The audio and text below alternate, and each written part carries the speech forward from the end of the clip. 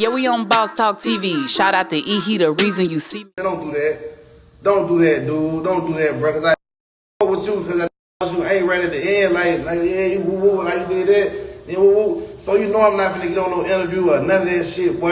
You look, I ain't bash your ass on the interview. You look it, I ain't bash you. You look, I had the audacity not to bash you and just say you a rat. You told everything you a hoe. I really kept it P like, nah, that man, cause I had love for you. Like, nah, man. You know, I stabbed some phone and shit. Took your phone and shit. My grandma great took your phone. My dead little brother, Black from Dothan. You must don't know Black from Dothan. You want me to add him on the live or something? Why you play with me, Duke Wild? Why you play with me out of our people? You not count the whole prison. You got Black from Dothan took your goddamn phone. My grandma, nigga Kendrick, took your goddamn phone. You came and got Brazy. That was my partner, he blood. You crip. That's my blood partner, took your phone. So you came and got me, bitch. Like, I pulled up. I'm like, what up, a Black, my real partner, so I can't really do nothing to Black. I mean, Black take it. We been rubbing shit together. So I'm like, man, look. I'm like, Black, this my Black, like, woo. Look, Black, like, man, then you finna buy your phone back, you clown that nigga. You about to buy your phone back out of the ticket. Watch. Wow, guys. Make sure you like, subscribe to the channel. Man, I'm just gonna be real with you, man. I just was seeing this, man. And every time I know this, man, this is crazy to me, man. I'm sitting back and it's like, damn, man, is this really like HoneyKomb Brazy just got home, guys. And it's like, it seemed like I said, when I see these youngsters, I be like, man, I know they gonna do right this time. And this thing gonna be smooth sailing. And he talked about it. He said he wasn't even gonna be messing with no weapons. None of that. Y'all see me covering this from the time he got home. Really happy for him. Really thinking, hey, man, you know, everything gonna be straight for him this time. He learned his lesson. He even said, man, I'm not doing. But then something comes up. The internet, man, the internet, for some reason, it always wins. He just did a dope interview. We met up with Say Cheese. Y'all just seen Say Cheese on Boss Talk. Like, I rock with these youngsters, man.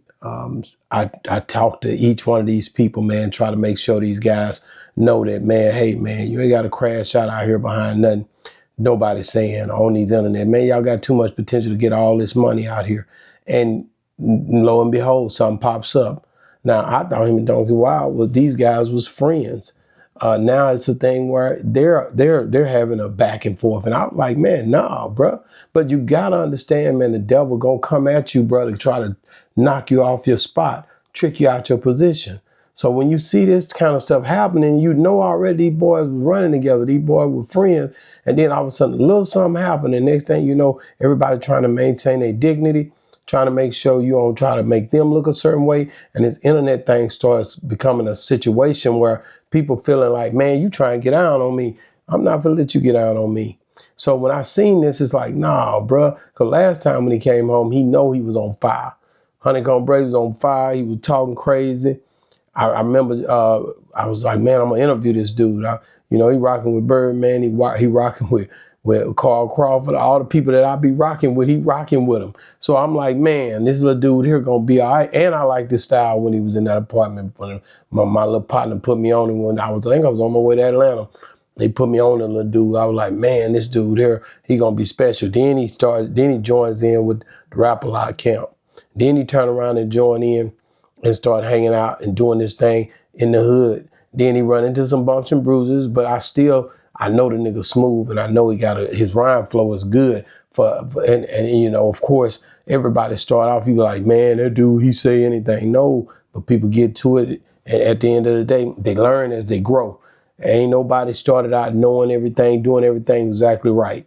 Ain't not nobody. You can talk to any of them. I've interviewed all of these people, from Ice-T to Bun B to everybody. Everybody start off a certain way, go through their crisis situations, and they grow. Pac-Man Jones, all these people I've interviewed, everybody, even the H-Town crew, even my boy Keith say, I started off, I was on this, or I used to deal with lean, all this stuff. I don't mess with it no more. And Power Wow, the same thing. And you look at Slim, all these guys grow up and they go through their bumps and bruises. And so when I see HoneyKomb Brazy, I look at him as he's evolving. I don't look at him as if it's over for him. And that's the problem with all of the older cats. They always look at it. And so my thing is to say something whenever it's something that need to be said, because a lot of these OGs or Gs or whatever who supposed to been saying something, they ain't step up. They just get money. And once they get paid off. So I'm just telling you, when I see my boy HoneyKomb, Brazy, Doonki, all these, they just kids. Some of my kids' age, shout out to my son, just called me. He out in them streets with that boss talk on tonight. But at any rate, it's like, man, you know, if you don't say nothing, then you can't, you got, especially if you're a brand and you know these dudes and you've been in their circles, it's something where you supposed to either say something or try to, oh man, I'm just gonna mind my business till one of them get killed, till one of them go to prison. But I just be tripping off of that, man. So I look at these dudes, man, and I really, really sincerely hope that they can figure out how to figure it out before they have to go back and sit down again or bump their head again. Because that thing is a trap. Them boys, when they go to their courtroom, it's a trap. And I know my boy HoneyKomb Brazy, he tripping because of what he's seeing and how people reacted. But they going to give you that hate, HoneyKomb. So if you see something with Doonki Wild or Ralo, now Ralo going to speak back. I'm going to tell you that now. I'm pretty much, he might already be done replied. I just seen this when I got up and I said, man, let me look at my son that hit me up. And I was like, man, let me look and see what's going on. And I see this, I'm like, man, no, I'm gonna say something, because at the end of the day, these kids, bro, like, to me, so when you're looking at what they going through, man, these boys was hanging together tough. I seen this right here. I'm like, man, this brother here was help changing the boy bandages. And now y'all into it. Y'all gotta straighten this out. Either y'all need to leave each other alone. But this stuff right here is serious. When a brother that sit there with you and help you change your bandages and all of it, then all of a sudden y'all fall out. That's bad. Check this out, man.